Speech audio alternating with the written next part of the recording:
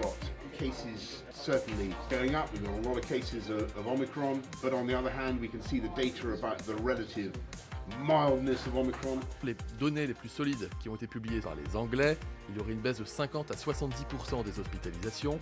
Les hospitalisations seraient plus courtes, les situations nécessitant une réanimation seraient moins nombreuses. Bonsoir ou rebonsoir. Dans un instant, pourquoi le film catastrophe qu'on nous annonce sur le variant Omicron pourrait tourner court?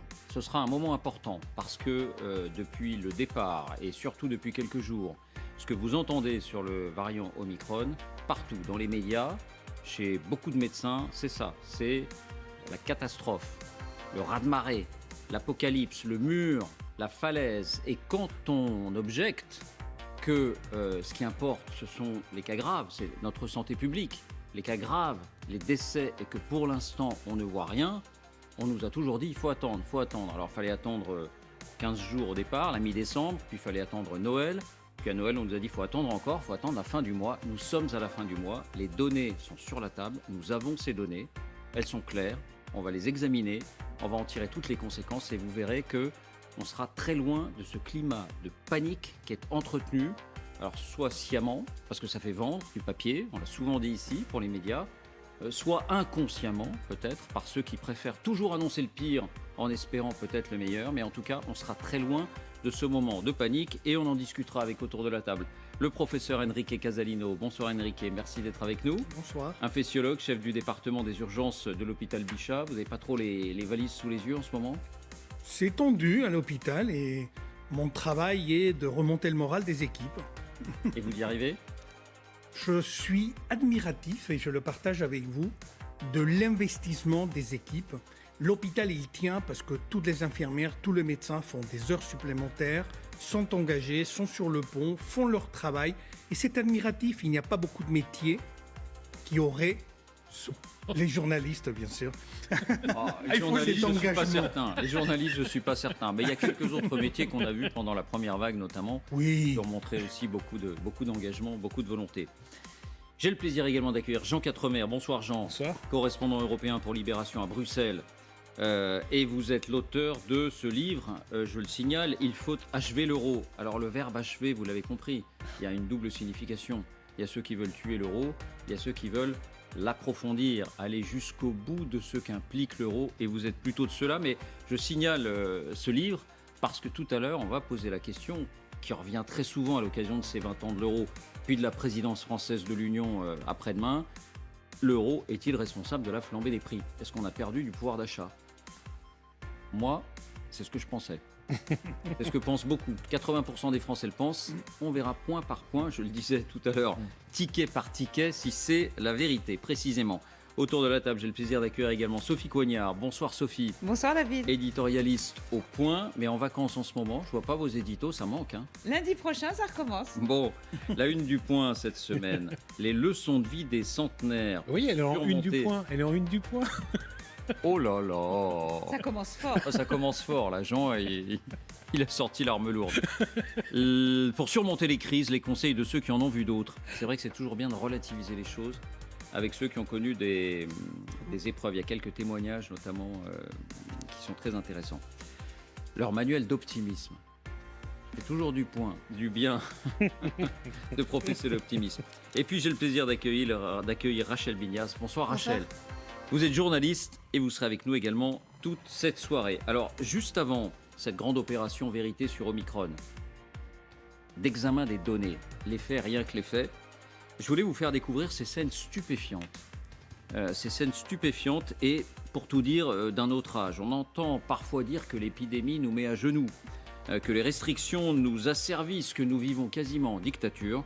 Eh bien, regardez ce qui se passe en ce moment en Chine. Voici les indispensables avec Lucille de Villers.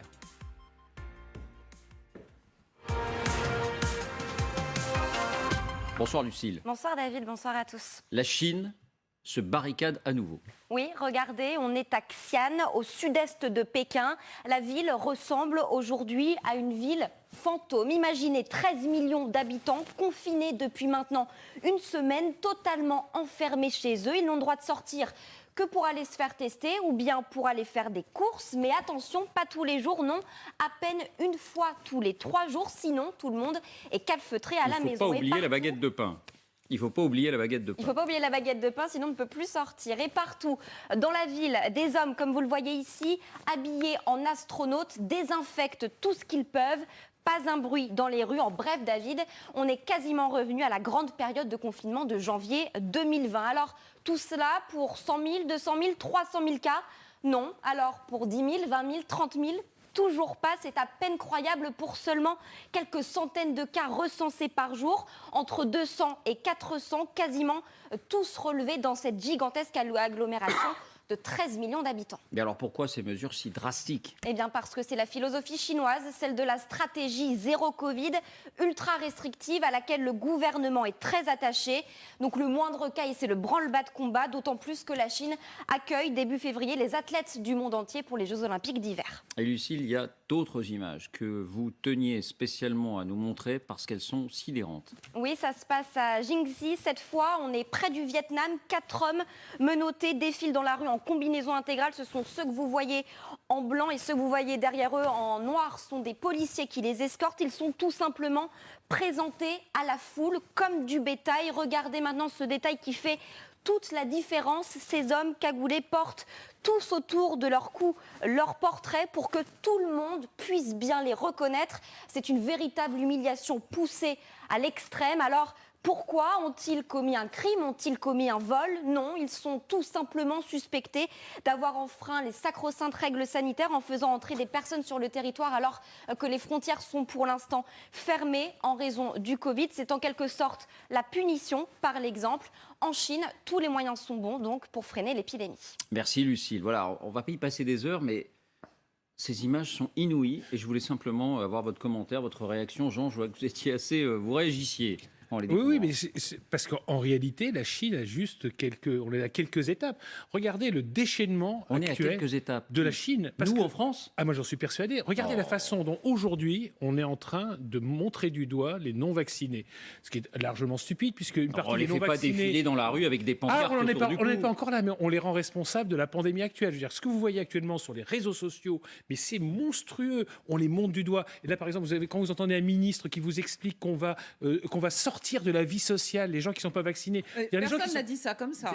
Je vous assure, Personne n'a dit ça on va leur rendre la vie impossible. On va leur rendre la vie. Porter le poids des contraintes sur les non-vaccinés. Pardonnez-moi, c'est un petit peu différent. Non, c'est pas différent parce que c'est l'étape qui y mène. Et par exemple, le pass vaccinal, pour moi, c'est exactement la même chose que le crédit social à la chinoise. C'est-à-dire qu'on y va exactement. Donc les Chinois, il faut pas en rire. Moi, je me rappelle encore quand ils ont décidé à Wuhan du confinement, ça nous paraissait une mesure totalement dingue. On s'est dit mais c'est dingue de confiner les gens chez eux. Vous relativisez ce qui se passe en Chine en le mettant sur le même plan de ce qui se passe en Chine. J'ai dit que ça annonce. Non, on ne doit pas rire de ce qui se passe en Chine. Est-ce que vous imaginez un seul instant qu'on est sur le chemin de ces scènes auxquelles on assiste en Chine? Il n'y croit pas lui-même. Il n'y croit pas lui-même, dit Rachel. Pas lui-même. Et heureusement, sinon déjà, il ne vivrait pas ici ou il ne mettrait pas les pieds dans ce pays, on peut le comprendre. Et parce que la France, je termine, la France a un certain nombre d'outils, de moyens juridiques, par exemple, qui permettent justement au pouvoir de ne pas faire n'importe quoi et de ne pas décider de tout ce qu'il veut. Ensuite, j'entends bien sûr cette espèce de spectre qui nous entrait, celui de Michel Foucault, le biopouvoir, le contrôle ne se fait plus sur le territoire, il se fait sur la population. Attention à l'étatisation, il ne faut pas que ça devienne un mode de gestion des politiques. Tout à fait, c'est une crainte qui peut être légitime, mais aujourd'hui, il y a quand même un certain nombre de débats, il y a des espèces de lanceurs d'alerte, il y a des gens qui nous alertent pour justement que ces scènes qui ne sont pas d'ailleurs de notre culture, il faut le dire, voient le jour dans les prochains mois et même les prochaines années. Vous n'y croyez pas vous-même, Jean? C'est incomparable. Enfin. Non, mais juste un mot, David, c'est très simple. Pour apporter la contradiction à Jean Quatremer, qui est très distrayant par ailleurs, mais c'est de dire que s'il était en Chine, il ne serait pas sur ce plateau. Il y a longtemps que vous ne seriez plus sur ce plateau. Vous seriez avec la pancarte autour du cou. Vous seriez avec votre combi intégral et votre portrait sur le ventre. C'est comme ça que ça se passerait. C'est ce qui est assez étonnant, c'est qu'en réalité, lorsqu'on dénonce les dérives en matière de liberté publique, d'atteinte aux droits fondamentaux, on vous explique, regardez ce qui se passe en Corée du Nord et en Chine.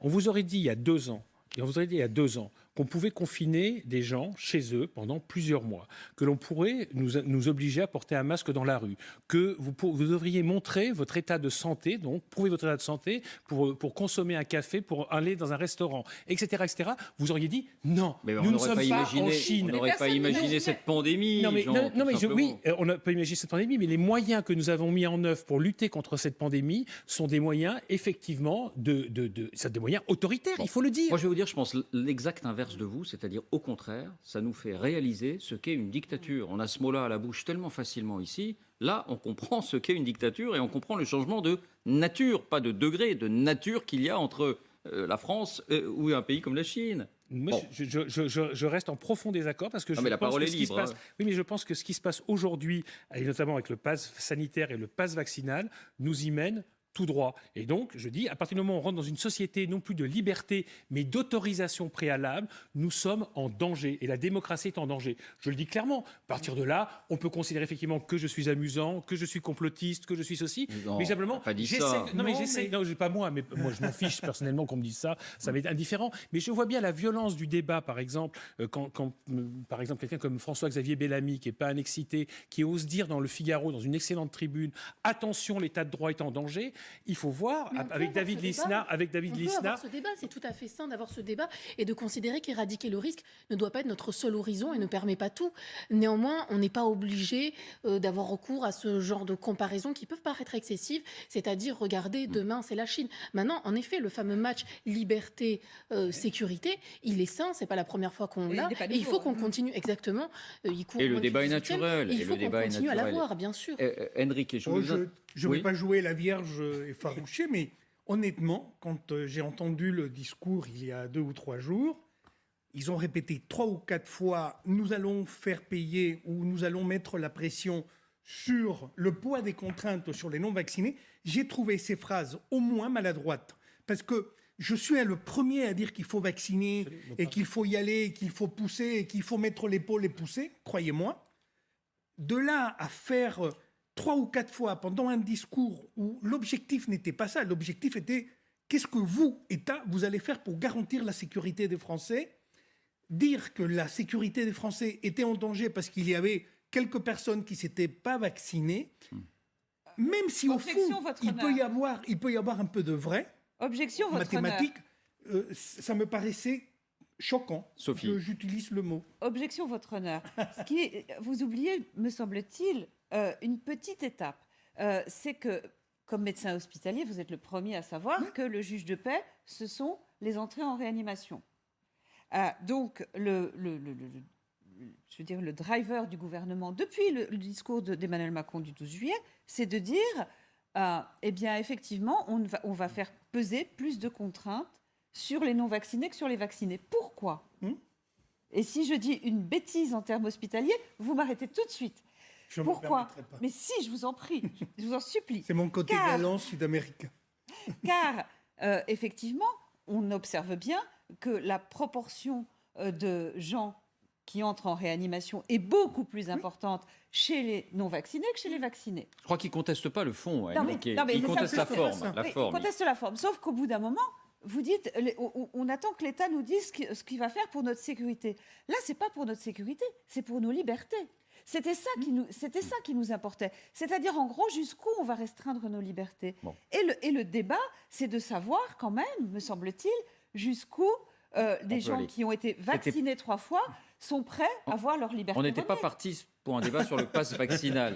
Et je voulais vous solliciter, Enrique, parce qu'on a entendu Didier Sicard à propos de cette politique chinoise. Parce qu'on peut se poser la question. La Chine, c'est le dernier pays qui applique cette politique de tolérance zéro pour le Covid. Zéro Covid. Les autres ont renoncé. Elles estimaient que c'était impossible. 150 cas, c'est presque rien. Et boum, on ferme une zone de 13 millions de personnes. Écoutez l'ancien président du Conseil consultatif national d'éthique, Didier Sicard. Pour lui, c'est quitte ou double. Et ça ira plutôt dans le mauvais sens. Écoutez-le. La Chine va payer, à mon sens, un prix très lourd. Parce que eux ont fait un confinement absolument de l'ordre de l'absolu. Covid zéro, oui. Zéro. Mais le virus, il adore les défenses zéro parce qu'il va les contourner. Quand il va arriver en Chine, ça va être, à mon avis, au moment des Jeux Olympiques, moi je suis très très pessimiste sur la Chine. Voilà. Montage. Si vous me permettez un petit commentaire, je pense que c'est très dur ce que je vais dire, mais je pèse mes mots. La question c'est, est-ce que ça a été efficace? D'abord. Et notre stratégie, ça nous a coûté très cher. Il y a eu quand même 124 000 morts jusqu'au jour d'aujourd'hui, et nous en avons encore 200 par jour en moyenne, ce qui veut dire que dans les 30 jours, ça va faire 6 000. Et pour l'instant, nous payons très cher, en argent, en vie, en souffrance. Les Chinois, ils ont payé très cher en liberté, je vous l'accorde, mais en contrepartie, en tout cas les datas qu'ils ont données, il y a eu beaucoup moins de cas, beaucoup moins de morts, beaucoup moins de blessés, et finalement leur économie est repartie. Et d'un point de vue psychologique Alors, de point de vue psychologique, alors là, vous allez faire, les études... Là, Jean Quatremer, il va faire une attaque en Chine, dans tous les pays... Non, mais je ne dis pas que ce soit un exemple. Je dis simplement que dans le côté donneur de leçons, mais oui, les Chinois, ils font comme ci, ils font comme ça, il ne faut pas oublier non plus que le virus est apparu en Chine et que probablement le contexte et politique et géopolitique international... Le mot apparu est joli. ...n'est pas le même. Oui, n'est pas le même. Et que, regardez ce que nous avons vécu en France. Il y a eu des invités chez vous, représentants de la jeunesse, représentants des Chinois en France, parce qu'ils étaient victimes d'agressions racistes. Quand même, il ne faut pas oublier... C'est le rêve des soignants, nous sommes passés. Cette méthode-là ? Non, pas du tout. Il y a un équilibre difficile à trouver. Je dis simplement, si on commence par... Après, on peut analyser plein de dimensions. Oui. On commence par l'efficacité. Si j'avais des Jeux Olympiques dans 2 mois ou dans 3 ou 4 et il fallait absolument garantir la sécurité des athlètes, quelle serait la position en France? Peut-être vous avez raison. Peut-être en France, on ferait pareil parce que les Jeux Olympiques seraient quelque chose qui permettrait, qui justifierait un sacrifice des libertés pour pouvoir garantir la sécurité des athlètes qui vont venir. Vous le souhaiteriez, Enrique, vous le souhaiteriez. Je n'en sais rien. Ah si. Je n'en sais rien. Vous le souhaitez ou pas? Non, je n'en sais rien. Je suis un pragmatique. Si nous étions... David, la fin ne justifie pas toujours les moyens quand même. C'est un peu machiavélique, je vous l'accorde, mais je vous rappelle qu'il y a beaucoup de bouquins qui ont revendiqué et ressuscité les idées de Machiavel. Culturellement, on n'y arriverait pas. Culturellement, on ne peut pas... Alors Jean, il est estomaqué. Non, il a quitté le plateau. Oui, non, pas du tout. Mais c'était bien vu, David, parce que moi, je pensais que c'était plutôt méfiant ou critique, mais vous avez bien senti que derrière, effectivement, il y avait un souhait qu'au fond, le Covid-0, c'est enfermer tout le monde, c'est peut-être le rêve des médecins. Non, mais je ne sais pas enfermer tout le monde. Mais ce qui est intéressant, si vous voyez, c'est que le Covid-0, on voit bien comment c'est mis en pratique en Chine. On commence à être mis en pratique, par exemple, en Nouvelle-Zélande et aussi en Australie. Et puis ils l'ont abandonné. Ils l'ont abandonné maintenant. Ils sont en train d'abandonner, ils sont en train petit à petit de se réouvrir. Parce qu'ils estiment que le bénéfice était inférieur au risque qu'ils prenaient à accueillir les variants, les virus, exactement, et à se faire vacciner pour contrer ces mêmes virus. Rappelez-vous, David, quand on disait, et moi je faisais partie de ces gens-là, que le zéro Covid amènerait à une société à la chinoise, et qu'on disait à ces médecins, à ces épidémiologistes, vous êtes complètement dingues, la vie, effectivement, au bout d'un moment, c'est la mort, on meurt tous les jours de milliers de virus, etc. Donc il faut arrêter avec ça. On continuera à un moment, on continuera à mourir. C'est la vie. C'est ce que dit toujours Woody Allen, je la cite tout le temps, mais je la répéterai encore une nouvelle fois. La vie est une maladie mortelle, sexuellement transmissible. Il ne faudrait pas que vous, les médecins, vous l'oubliez. Non, mais en tout cas, c'est intéressant de vous entendre. Et là encore, tous les points de vue peuvent être entendus. Bien, alors ça nous amène d'une certaine manière, c'est le prolongement à notre sujet principal. Et c'est celui, disons-le clairement, qui tient tout le monde en haleine. L'apocalypse Omicron. Alors je dis apocalypse parce que c'est couramment admis désormais. On ne peut pas dire Omicron sans dire tsunami, raz-de-marée, la falaise, le mur qui va tous nous ensevelir. Enfin, en tout cas, pour le tsunami, c'est ce qu'on entend dans les médias, c'est ce qu'on entend chez les médecins. Vous le lisez dans la presse, vous l'entendez à la radio, vous le voyez à la télévision. Bref, la peur, l'inquiétude. Et quand on ose faire remarquer qu'Omicron ne semble pas causer pour l'instant de maladies graves, et je dis pour l'instant, mais l'instant il est très long. Parce qu'au début on nous disait l'instant il est trop court. Maintenant ça fait près de 5 semaines en Grande-Bretagne. La Grande-Bretagne c'est le pays qui a été le premier touché, premier touché avec vigueur en Europe par l'Omicron. Donc on nous a dit c'est le laboratoire de l'Omicron en Europe. Ce qui se passe en Grande-Bretagne, ça arrivera chez nous 8 jours plus tard. En Grande-Bretagne, ça fait près de 5 semaines que ça a commencé cette épidémie, donc cette nouvelle épidémie. Donc le temps, il est venu. Il est venu d'observer les conséquences d'Omicron sur ce qui nous importe vraiment, les cas graves, les morts, la santé publique. C'est ça la santé publique, ce n'est pas des personnes qui sont contaminées et puis qui finalement n'ont pas de symptômes ou alors quelques symptômes qui peuvent leur laisser passer 2 ou 3 jours à l'hôpital. Donc les données, on les a, elles sont claires, elles sont sur la table. Je vous propose qu'on les examine ensemble. Est-ce que tous ces mots, est-ce que toute cette ambiance anxiogène est justifiée par ce qu'on voit ou est-ce qu'il n'est pas temps de regarder les faits? Voici les indispensables avec Fanny Veil. Bonsoir Fanny. Bonsoir David, bonsoir à tous. Quelles sont ces données, Fanny? Quels sont ces constats? Eh bien, juste avant, David, je voudrais vous montrer une double courbe. Regardez, à gauche, en jaune, le nombre de cas recensés dans le monde en moyenne lycée sur 7 jours. On vient de passer le million de cas positifs dans le monde par jour. Évidemment, vous l'avez dit, tout le monde parle de record, c'est vrai. C'est un record absolu de cas. Sauf que regardez cette deuxième courbe à droite en rouge, c'est le nombre de morts chaque jour en moyenne. Et regardez cette courbe, elle est à l'inverse, orientée à la baisse. Elle reste orientée à la baisse. On est même au plus bas niveau depuis fin octobre 2020, il y a plus d'un an. Autrement dit, regardez, seulement les contaminations n'a plus beaucoup de sens, en tout cas pour la santé, et c'est ce qui compte. Bien, alors qu'en est-il, par exemple, dans ce pays d'Europe, le premier touché, peut-être le plus touché aujourd'hui encore, c'est-à-dire la Grande-Bretagne? Vous avez les tout derniers chiffres. Oui, et là aussi, les contaminations battent des records. 183 000 nouveaux cas recensés hier. Mais parallèlement, les jours passent, les semaines passent et ce que l'on espérait se vérifie. Les chiffres de l'hôpital sont très rassurants et en particulier en réanimation. Ça paraît incroyable, mais regardez, c'est bien la réalité. Le nombre de patients a même diminué, moins 8% sur la semaine écoulée. Donc non, il n'y a aucun effet Omicron en réanimation en Angleterre. On disait qu'il fallait attendre, ça fait donc maintenant près de 5 semaines avec un premier cas le 28 novembre et cette tendance se confirme. Mais on entend dire que pour l'hôpital, donc les cas moins graves, là vous parlez de la réanimation et vous avez raison parce que c'est ça l'arbitre, c'est la réanimation, c'est-à-dire les cas extrêmement graves, ceux qui peuvent laisser des séquelles lourdes ou ceux qui peuvent conduire à la mort. C'est ça le sujet de santé publique. Mais on entend dire quand même qu'à l'hôpital, donc pour les cas moins graves, ça augmenterait un peu.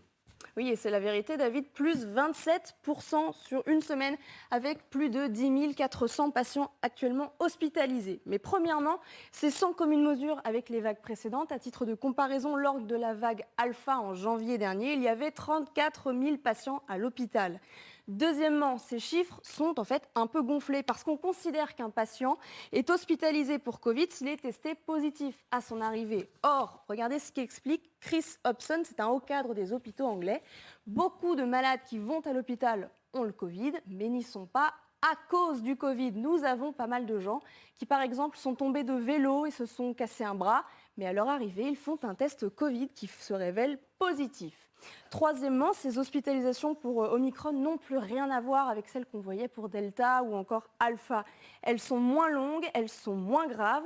5 jours en moyenne contre 12 pendant la vague précédente pour les personnes de 80 ans et plus.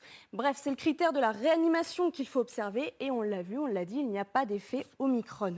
Les médecins eux-mêmes, qui étaient très prudents, eh bien regardez désormais ce qu'ils disent. Regardez ce que dit l'un d'entre eux, John Bell, professeur de médecine à l'université d'Oxford. Ce n'est plus la même maladie, les scènes horribles de l'an dernier, les soins intensifs qui sont pleins, beaucoup de gens qui meurent prématurément sont de l'histoire ancienne. Boris Johnson lui-même a adapté son discours. Écoutez. We've got cases certainly going up. We've got a lot of cases of Omicron. But on the other hand, we can see the data about the relative mildness of Omicron. Ce n'est plus la même maladie. C'est frappant ce que dit ce médecin. Alors, allons jusqu'au bout des choses. Le deuxième pays de test pour Omicron en Europe qui a beaucoup d'avance sur nous, c'est le Danemark. Est-ce que ce constat que vous faites sur la réanimation, qui ne bouge quasiment pas, qui a même tendance à diminuer un peu en Grande-Bretagne, se vérifie aussi au Danemark, Fanny? Oui, c'est exactement la même chose au Danemark. Les contaminations, là aussi, battent des records sous l'effet d'Omicron, encore plus qu'en France et qu'au Royaume-Uni même. Or, que se passe-t-il en réanimation? Eh bien, quasiment rien. Depuis une quinzaine de jours, on y compte 75 patients actuellement hospitalisés en réanimation, donc, dont 5 pour Omicron, 7%. Et ce chiffre est très, très stable depuis plusieurs jours, je vous le disais. Il se tasse même sur les derniers jours. Comme au Royaume-Uni, on ne relève pas de vagues hospitalières en réanimation liées à Omicron. Bon, disons quand même à ce stade un mot de la France. En France, ça fait moins longtemps.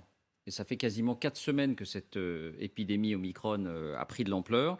Est-ce qu'on a malgré tout des tendances, là encore, réanimation surtout, et puis voire hôpital, pourquoi pas? Oui, en effet, les chiffres en France sont moins significatifs parce que la vague Omicron est plus récente, vous l'avez dit, et parce qu'elle se superpose à la vague du variant Delta. Ce qui est observé, cela dit, par la plupart des médecins, c'est que jusqu'à présent, ce n'est pas l'Omicron qui est responsable des réanimations, mais c'est toujours son prédécesseur, le variant Delta. Écoutez par exemple Djilali Hannan. Actuellement, tous nos patients sont porteurs du variant Delta. Dans mon service, nous n'avons pas encore admis de patients ayant une forme grave due au variant Omicron. Voilà, c'est quand même frappant. Peut-être ça va venir, là on va dire ça ne fait que 4 semaines. Bon, là aussi on nous disait il faut attendre Noël, on a attendu Noël, après on nous disait il faut attendre la fin de l'année. Bon, enfin bon, ça c'est le premier grand constat, mais il est capital.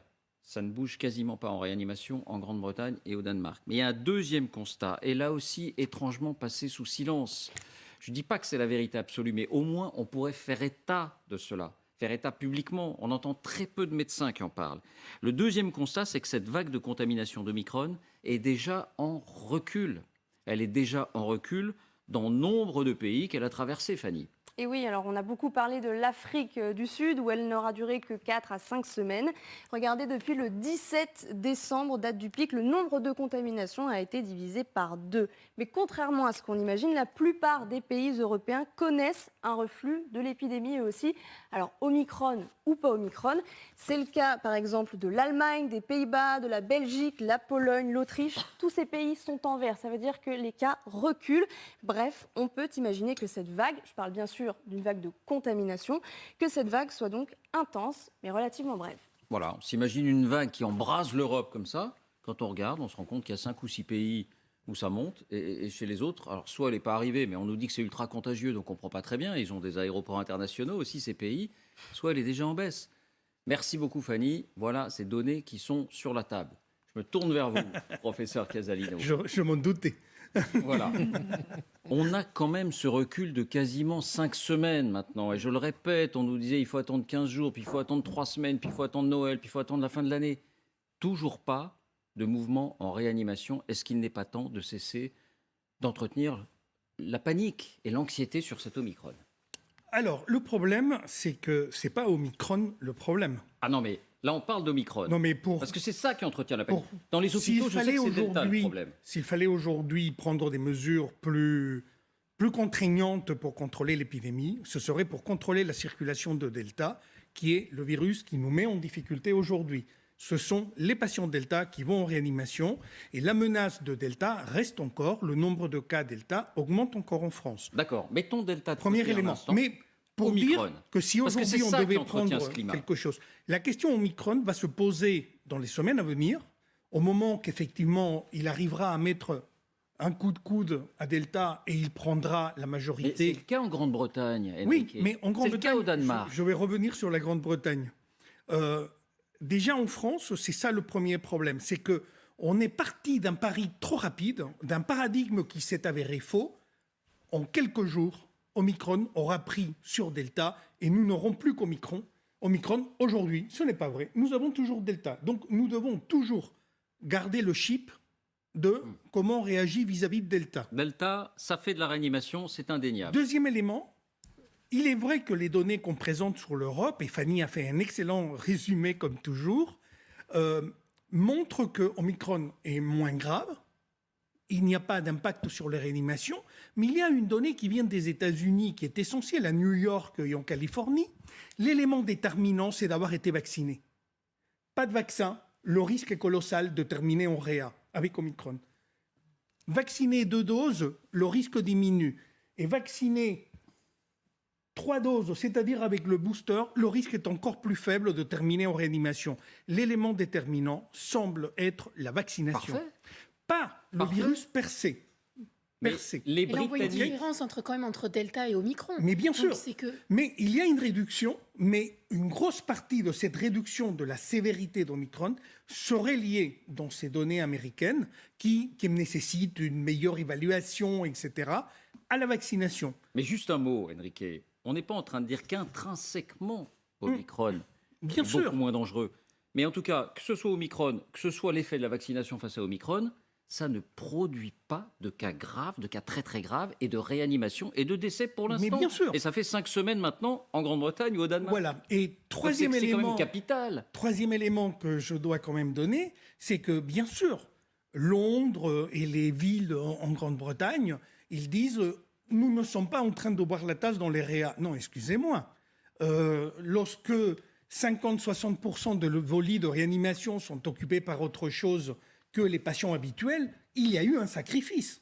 Pardon, mais les papiers que je lis dans la presse, pas spécialisée, mais disent qu'il y a ce que Fanny a dit, c'est-à-dire ces admissions incidentes. C'est-à-dire des gens qui entrent parce qu'ils se sont cassés la jambe et qui sont patients Covid. Mais bien sûr. Et donc, ce ne Ils sont vont pas pas en vraiment réa, des ceux-là. Ils vont pas en réa. Et il y en a peut-être Ceux-là, qui ils vont en médecine. Et C'est peut-être qu'il y en a en réa aussi. 20% dans les chiffres Et il y en a qu'on donnait aucun en nos réa. amis britanniques. Ils sont pas en réa, Il n'y ceux-là. a pas d'admission incidente en réa. C'est exceptionnel. D'accord. Mais le problème, c'est en médecine. Je vous hospitalise parce que vous allez accoucher. On vous fait mais le d'accord. test avant de vous mettre dans un lit et on dit « Ah !» Et là, le test positif. Le problème fondamental, j'insiste, c'est qu'aujourd'hui, quand on dit que le système hospitalier, finalement, il résiste très bien en Angleterre, au Danemark et dans les autres pays, lorsque vous avez 30% ou 40% de vos lits occupés en réanimation par des patients Covid, ça veut dire que dans le 60% qui reste ou dans le 50% qui reste, vous devez faire ce qu'avant vous faisiez dans 100% Non, mais ça, on ne des dit pas lits. le contraire. Non, non, mais on parle a de l'impression, l'apocalypse dans qu'on nous décrit l'imaginaire sur l'Omicron qui Non, va non, mettre mais la attendez, société à l'envers. On a commencé à transférer des patients de région PACA en Bretagne. Non, mais là, vous Et parlez- les hôpitaux marseillais, ils Delta. disent il n'y a Attendez. plus un lit pour recevoir quelqu'un. Et nous, à l'assistance publique, on déprogramme des c'est patients de Delta. chirurgie, on déprogramme des patients Oui, de mais à cause du chirurgie Delta, et de médecine. pas à cause de l'Omicron. Pas à cause de l'Omicron, à cause du On Delta. parle de l'Omicron, c'est sur l'Omicron Ah oui, qu'on mais- nous parle d'apocalypse, de mais- murs, de falaises, Non, mais de raz-de-marée.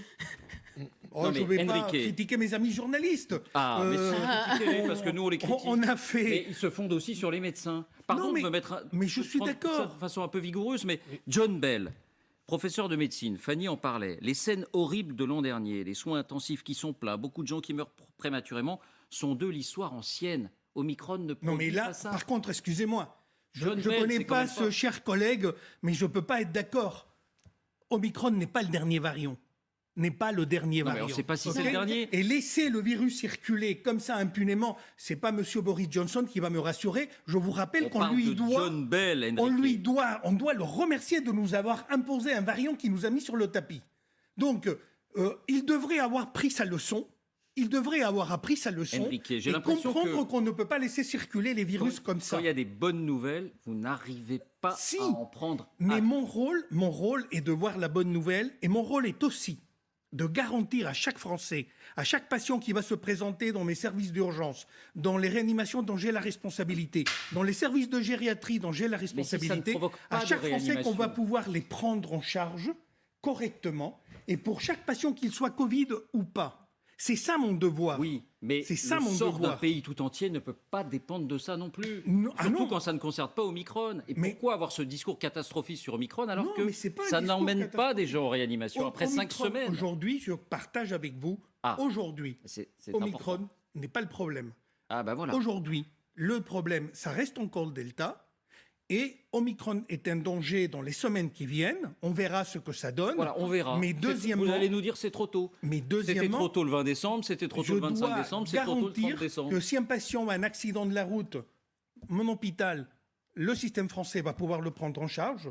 Si vous faites un infarctus aujourd'hui, je ne vous le souhaite pas, vous pourrez être pris en charge. Et si vous avez un diabète qui se décompense, vous pourrez arriver à l'hôpital et on pourra s'occuper de vous. Non, mais- Et si vous faites une appendicite, on ne va pas attendre 3 jours avant de Je vous retiens opérer cette phrase, l'appendicite. Omicron n'est pas le problème. Rachel. À la place des soignants, il est normal justement qu'ils restent, que voilà, ils fassent valoir une espèce de principe de précaution. Néanmoins, à la place qui est la nôtre, je parle là, on va dire citoyen lambda, à ce stade des événements, parce qu'on était parti pour un sprint, on se rend compte qu'en fait c'est un marathon qui n'en finit pas. On est vraiment dans une espèce de présent éternel. Il est aussi important qu'on arrive à se satisfaire de ces petites bonnes nouvelles, aussi petites soient-elles, parce qu'on est quand même dans une période, c'est de l'endurance qu'on nous demande de courir. Et donc, là, on peut y voir quand même une forme de nouvelle assez positive et se dire, sans relâcher, bien sûr, la vaccination, les gestes barrières, qu'il y a un motif de satisfaction. C'est-à-dire que Omicron n'est pas Delta. Et ça, c'est plutôt une bonne chose. Ceci étant dit, là où je vous rejoins, c'est qu'on n'a pas terminé, on n'a pas évacué toutes les questions et tous les problèmes, c'est-à-dire les périodes d'isolement qui peuvent entraîner la paralysie de services publics ou nécessaires. Et de plus, la question des hôpitaux et des opérations qu'on déprogramme du fait des hospitalisations. Voilà, je donne juste un élément. Quand les médecins sud-africains, et l'Afrique du Sud, c'est une grande nation de santé, un système de santé très développé, nous disaient, s'il vous plaît, regardez ce qui se passe chez nous. On n'a pas de problème avec Omicron. Ça n'a pas produit de réanimation, il y a très peu de morts. On disait, non, mais c'est l'Afrique du Sud, ils sont jeunes, c'est l'été, ça ne peut pas se comparer. Maintenant, on a les Anglais qui nous disent la même chose. Après 5 semaines, regardez chez nous, c'est pas la même maladie, ça ne produit pas de réanimation. Et on est encore en train de dire, ah, quand même, alors c'est sud-africain, non, parce que ceci, les Anglais, non, parce que cela, au Danemark, c'est tout. Bref, tout ce qui ne va pas dans le sens d'une catastrophe annoncée, on a l'impression que ce sont des informations à laisser de côté. Mais vous avez dit, l'Omicron n'est pas le problème, donc... Mais j'explique un peu le fond. Les fonds, c'est comment on garantit à chaque Français l'accès à la santé, qui est un droit pour chaque Français, et que le système ne soit pas en danger de ne pas pouvoir garantir l'accès de tout le monde. En l'occurrence. Et ma crainte aussi, c'est que je trouve que notre capacité à prendre des décisions politiques contraignantes est lente et faible, que si on devait prendre des mesures, entre le moment qu'on prend une mesure et qu'il y a une efficacité d'une quelconque mesure, c'est 2 à 3 semaines pour réduire la poussée épidémique. Et troisièmement, le système hospitalier en grande crise ne tiendrait pas ces 2 ou 3 semaines, en tout cas ne pourrait pas garantir aux Français. Pardon Jean, je vous donne la parole, mais faudrait-il fermer les écoles pendant 1 semaine de plus? Faudrait-il instaurer des couvre-feux ou des confinements alors que rien n'indique, ni en Afrique du Sud, ni en Grande-Bretagne, ni au Danemark, dans les pays les plus avancés sur Omicron, que cela produit des cas graves et des réanimations et des morts? C'est ça le sujet quand même. Pour Omicron, on s'inquiétera quand Omicron arrivera, quand ils seront au pied de la muraille. Il est là, il est majoritaire. À Paris, pour le moment. En France, il est majoritaire. Quand on a 200 000 cas d'un coup, c'est pas Delta qui, tranquillement, se promenait avec ses 40 000 Vous voyez, je reviens, nos capacités à prendre des décisions, elles sont trop lentes. On n'a pas assez de séquençage en France. Nos amis anglais, autrichiens et tous les autres séquencent immensément plus que nous. Donc, vous voyez que notre vitesse de réponse est trop lente. Et d'analyse. Jean. Oui, mais ce discours catastrophiste des médecins qui pèse sur les politiques les pousse, les politiques, à prendre des décisions qui impactent sur nos vies et sur notre société. La question ne se résume pas uniquement à l'hôpital, elle se résume à la société. D'ailleurs, quand David insiste, et il a raison, sur la fermeture des écoles, parce qu'à terme, ce qu'on est en train de faire, les mesures de restriction des libertés, d'enseignement, etc., que l'on prend aujourd'hui, auront des impacts à très très long terme. Donc ce n'est pas seulement la question de « je vais arriver à l'hôpital, on ne va pas détecter mon cancer », c'est l'ensemble de la société qui est en train de se déliter. Quand on regarde les sondages, je crois que c'est Le Point qui a publié un sondage très intéressant sur le moral des Français, la façon dont ils voient la présidentielle, ce que ça leur inspire, etc. Mais l'état des Français, qui n'est déjà pas brillant en temps normal, est totalement catastrophique. Notre société se défie de la démocratie, se défie de la société en elle-même. On est en train de produire une société malade. Bon, ça, c'est la première notation que je voulais faire. Donc, le discours des médecins, je veux bien l'entendre, mais là, il faudrait peut-être effectivement, comme Omicron n'est pas Omicron, pardon, ou comme vous voulez, n'est pas effectivement la catastrophe annoncée tous les jours. On pourrait peut-être passer à autre chose. Je note aussi que Olivier Véran s'amuse, mais je trouve ça d'une gravité extrême, à confondre le nombre de cas avec le nombre de malades. Il y a un tweet qu'il a écrit avec ses petits doigts, où il dit 72 000 malades aujourd'hui. C'était 72 000 cas. Donc, je suis désolé, je veux dire, on agite la peur et on s'en sert pour imposer des mesures de restriction. Les mesures de restriction qui ont été annoncées ce lundi, c'est extraordinaire. On va y venir. On va y venir, mais je voudrais simplement approfondir d'abord le cas anglais. Après, on viendra à ces mesures, notamment le masque dans les rues, à Paris. Non, je ne parle même pas. Alors, d'accord, je parle de ça, mais je vous parle simplement de ce qui s'est passé en Autriche. C'est très intéressant. Là, c'est sur le variant Delta. Donc, Omicron arrivait, mais ils avaient décidé de confiner. Les Pays-Bas ont confiné. Donc, ils ont fermé la société. Et autour d'eux, il y a des pays. Donc c'est intéressant parce que le virus circule, hein, on est tous d'accord. Donc autour d'eux, il y a des pays, hein, ça s'appelle la Tchéquie, la Slovaquie et la Hongrie, qui n'ont pris aucune mesure, comme le fait la Hongrie depuis le début. Et la Hongrie a payé le prix lourd l'année dernière, beaucoup plus lourd que les autres pays autour. Et curieusement, sans aucune mesure, eh bien, la pandémie a suivi exactement la même courbe. Donc il y a un moment, il faut peut-être se poser la question, c'est au fond, qu'avez-vous appris en 2 ans ?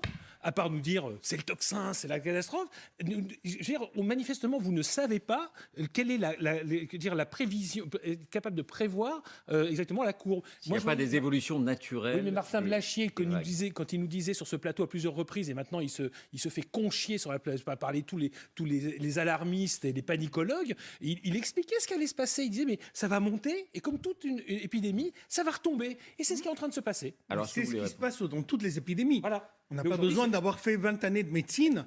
Toutes les épidémies montent et à un moment, toutes les épidémies descendent. Alors, ce que dit Jean, c'est elles montent et elles descendent à peu près au même moment, même si les mesures prises ne sont pas prises ailleurs. Dans ces pays-là, il y a un impact quand même de la circulation d'un virus et il y a des inégalités entre les régions. Dans nos épidémies antérieures, ce qui arrivait en Alsace n'était pas la même chose qu'arrivait en Bretagne. Donc, c'est très difficile de généraliser à l'échelle d'un pays ou à l'échelle d'un continent. La difficulté essentielle, et je le partage avec vous, il ne s'agit pas d'avoir un discours rassuriste ni un discours alarmiste. Il s'agit simplement de dire quelle est notre position. Moi, je suis soignant. Ma position est celle d'un soignant. Je n'ai pas besoin de faire peur. Merci. Ma position est celle d'un soignant qui a des valeurs humanistes et qui considère que laisser mourir des gens, ou parce qu'ils sont vieux. Mais ils ne meurent pas d'Omicron. Non. Mais j'ai bien compris que vous disiez qu'Omicron n'était pas le problème. Non, mais là, on parle d'Omicron parce que c'est là-dessus qu'on entretient la psychose. Et quand Omicron arrivera, et si c'est... Mais il est là, Enrique. Oui, mais quand il prendra largement la majorité et nous ne verrons plus les cas Delta continuer à arriver. Largement majoritaire. Nous avons des cas Delta qui arrivent à l'hôpital et qui vont encore en réanimation. Oui. Tous les jours, il y a des entrées en réanimation actuellement. Oui, mais ils ont même augmenté le nombre d'entrées en réanimation. Omicron est en train de chasser Delta. Et donc, c'est en train de... Et à Paris, il est largement majoritaire. La question se posera quand il aura complètement balayé. Pour l'instant, il n'a pas complètement balayé. Les vrais épidémiologistes depuis 2 ans, c'est que ça va muter et ça va non pas devenir de plus en plus grave, mais peut-être de moins en moins grave. Et que Omicron, et c'est vrai qu'autour de moi, tout le monde est tombé malade d'Omicron. On avait dit la même chose pour le sida. On avait dit la même chose pour le sida. Il est majoritaire à Paris. On verrait quand même s'il y a des... Bon, attendez, je voudrais qu'on approfondisse le cas anglais et qu'on retrouve quelqu'un qui regarde ça de près puisqu'il est membre de l'Imperial College de Londres. Il s'agit du professeur Philippe Frogel. Merci d'être avec nous, Philippe Frogel. Vous êtes aussi professeur de médecine au CHU de Lille.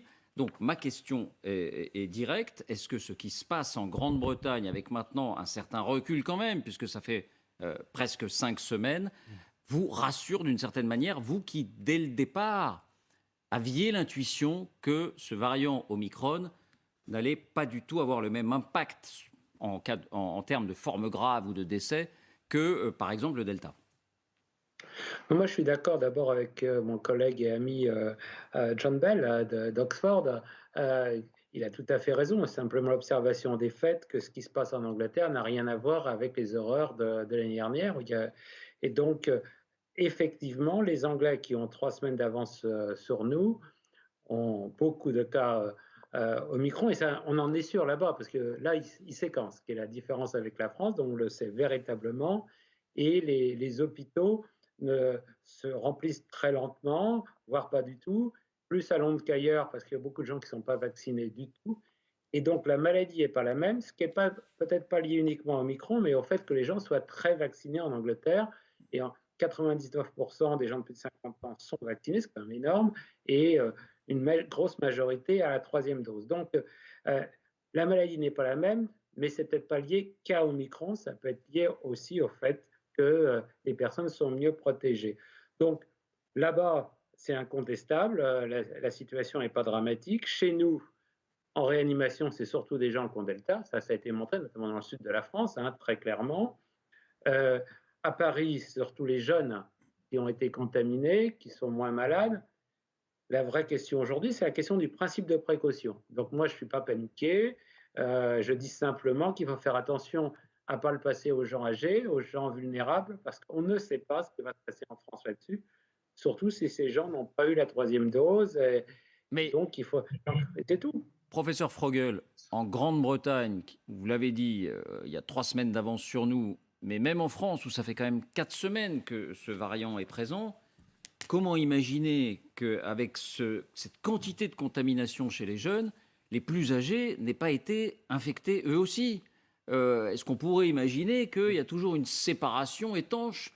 Donc, en Grande-Bretagne notamment, on imagine que beaucoup de personnes âgées l'ont été aussi contaminées, et on ne voit pas, comme vous le dites très bien, qu'il y aurait de quoi s'inquiéter. Alors en France, c'est très connu ce qui s'est passé en septembre 2020. On a vu qu'il a fallu 1 mois pour que les classes d'âge les plus élevées se fassent contaminer par les jeunes qui rentraient à l'école ou qui au lycée ou même à l'université. Donc il y a toujours 1 mois de retard en France entre peut-être que les jeunes vont moins voir les vieux qu'en Angleterre, je ne sais pas. Donc on saura, je comprends votre impatience de le savoir, les nouvelles sont plutôt bonnes, mais on saura ça vraiment en France vers le 15 janvier, et d'ici là, moi je dis simplement de faire attention, c'est tout. Oui, vous aviez émis une hypothèse au départ, vous vous étiez demandé, et on l'avait fait avec vous, on s'était posé la question, c'était simplement une question, et si ce variant n'était pas un terrible risque, mais peut-être une chance, parce que, étant très contagieux, contaminant énormément de monde, s'il n'était pas grave, ça voudrait peut-être dire que c'était le variant de la fin de l'épidémie. Est-ce que les événements récents, ces nouvelles plutôt rassurantes, vous incitent à approfondir cette idée-là? Alors, si on voit ce qui se passe en Inde, par exemple, l'épidémie est au plus bas parce que beaucoup de monde ont été infectés par Delta, et 50% de la population est vaccinée. Alors on verra si Omicron arrive à passer dans les failles quand même. Mais moi, j'aurais tendance à dire qu'il est clair qu'Omicron va toucher beaucoup de monde, y compris des gens vaccinés. Peut-être moi, demain matin, je serai peut-être atteint. J'espère qu'avec mes différentes doses, ça ne sera pas très grave. Ensuite, je pense effectivement qu'on va arriver à un niveau de protection qui va être suffisant à condition qu'on n'ait pas le variant Zeta qui arrive et qui balaye encore tout ça. C'est pour ça que l'OMS a raison de dire que l'Afrique, il va falloir la vacciner rapidement pour pas qu'on revienne comme un boomerang. On n'a pas envoyé de vaccin et on va avoir le prochain variant. Mais sinon, je pense qu'effectivement, on devrait arriver au bout, et moi, je suis assez optimiste pour le printemps. Est-ce que vous iriez jusqu'à dire, comme certains le pensent, alors ça paraît un peu gonflé franchement, mais certains le disent, qu'on pourrait avoir intérêt à laisser la population s'infecter par l'Omicron, puisqu'il serait bénin, et que ça procurerait une immunité naturelle en plus de celle du vaccin? Alors, Boris Johnson a fait ça pour le variant Delta. Le variant Delta est beaucoup moins bénin. Mais ils l'ont laissé. C'est pour ça qu'ils ont eu beaucoup plus de morts que nous pendant l'automne et beaucoup plus de cas. Peut-être que ça les protège maintenant un petit peu de Omicron. C'est pour ça que je disais que la situation en Angleterre n'est pas obligatoirement la même que celle de la France. Vous avez fait remarquer, ou quelqu'un a fait remarquer, que finalement, il y a plein de choses qui ont été essayées par les différents pays et ça n'a pas changé grand-chose. Je ne sais pas, mais bon, laisser filer, c'est aujourd'hui, tant qu'on ne connaît pas exactement ce qui se passe, c'est quand même la roulette russe. Donc, il faut quand même faire un petit peu attention, même s'il y a de quoi être un petit peu optimiste. Merci beaucoup, Philippe Frogel, d'avoir été avec nous. Merci. Sophie, je vous voyais réagir. Non, c'est ce terme de roulette russe que je trouve terrible. Je trouve que, évidemment, on ne sait pas tout, et c'est très bien qu'un grand médecin comme le professeur Frogel fasse preuve d'humilité. Et d'optimisme. Et d'optimisme, absolument. Mais Pondéré. excusez-moi, après la brumisation d'optimisme, il y a quand même la douche froide de la roulette russe. Et ça, moi, ça me pose un problème, qui est que finalement, j'entends, je lis très peu de propos durablement mesurés pour analyser ce qui se passe. Et je pense que c'est un vrai problème. C'est-à-dire que on ne peut pas... Enfin, il y a une espèce de polarisation des opinions sur l'état de la situation sanitaire qui pose un vrai problème. D'un côté, vous avez effectivement ce que Jean Quatremer appelle les enfermistes et les panicologues. Les panicologues. Et donc, effectivement... Qui sont les plus nombreux, il faut bien le reconnaître. Qui sont très nombreux et qui ont un discours terriblement anxiogène, dont la roulette russe est un des éléments de langage, si j'ose dire. Et d'un autre côté, vous avez un certain nombre de gens qui vous disent, beaucoup moins nombreux et beaucoup plus minoritaires, que c'est pas grave, etc. Mais moi, j'aimerais mon souhait pour l'année 2022, c'est qu'on arrête d'employer des mots comme roulette russe, qui a été employé par une autre médecin, et qui me paraissent poser un vrai problème. Et de la même manière, mais on va peut-être en parler après, je suis un peu étonnée que le ministre de la Santé, Olivier Véran, hier, je crois, de mémoire, et donc à l'Assemblée nationale annoncé très tôt dans l'après-midi que le bilan de la journée était de 208 000 nouveaux cas.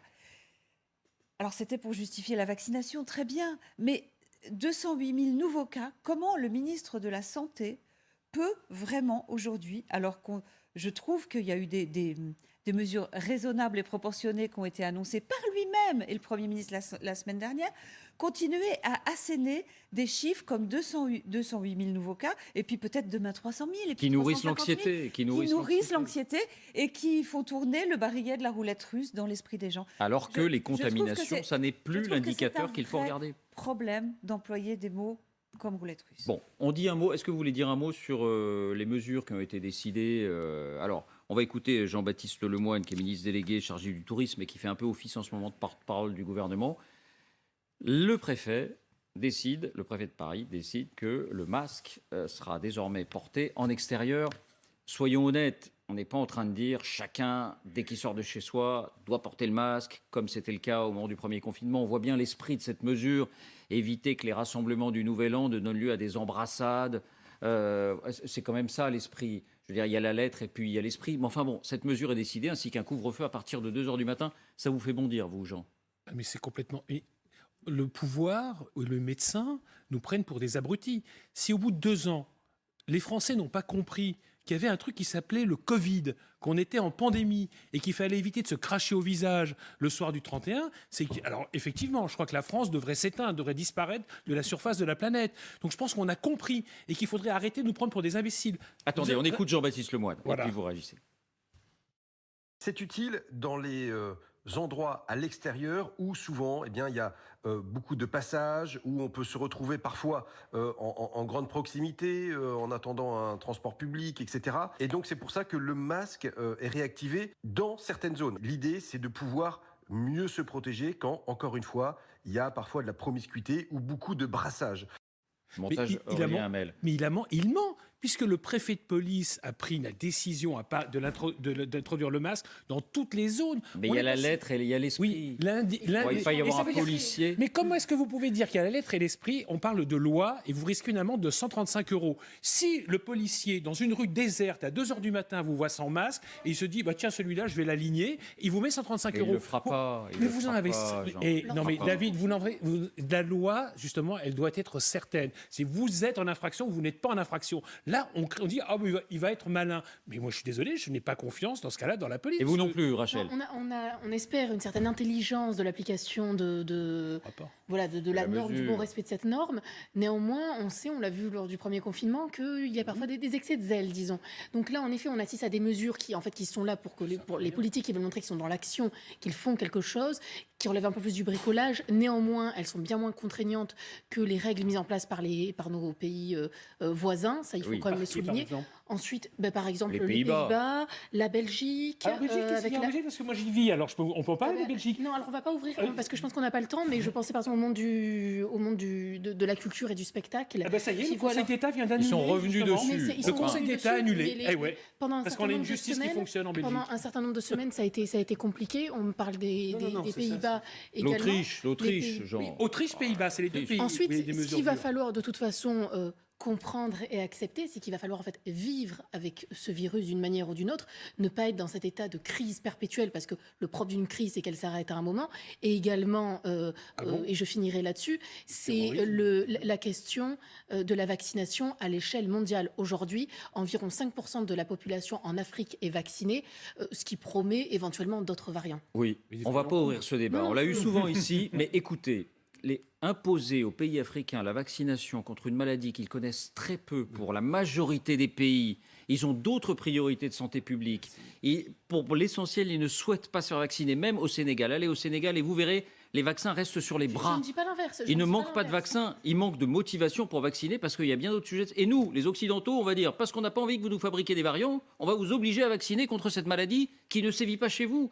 Je trouve que là, il y a un débat qui est beaucoup plus complexe qu'il n'y paraît. Mais ça a été compliqué en Afrique du Sud. Il ne faut pas oublier que ce sont des pays aussi où il y a non, mais l'Afrique du Sud et le Maghreb, c'est un peu autre chose. Les climats ne sont pas pareils. J'ai parlé de continent africain, mais l'Afrique du Sud, par exemple, il y a énormément de personnes immunodéprimées du fait du sida, tuberculose, etc. Donc, ça peut... Un Covid supplémentaire, ça peut aussi énormément affaiblir une population. C'est vrai, mais on ne va pas les forcer à se... Je ne parle pas de forcer, je parle juste... il faut s'attendre à des variants supplémentaires.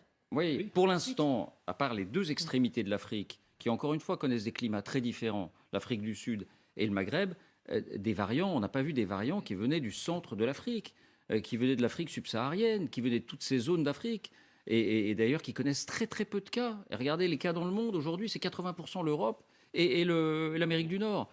Bref, on ne va pas ouvrir ce débat. Enrique, sur le masque dans les centres-villes, c'est à Paris, ne doutons pas que ça va être à Lyon aussi, on va éviter le 31 sur la place Bellecour ou à Nancy sur la place Stanislas, voilà, c'est déjà à Lyon, me dit-on.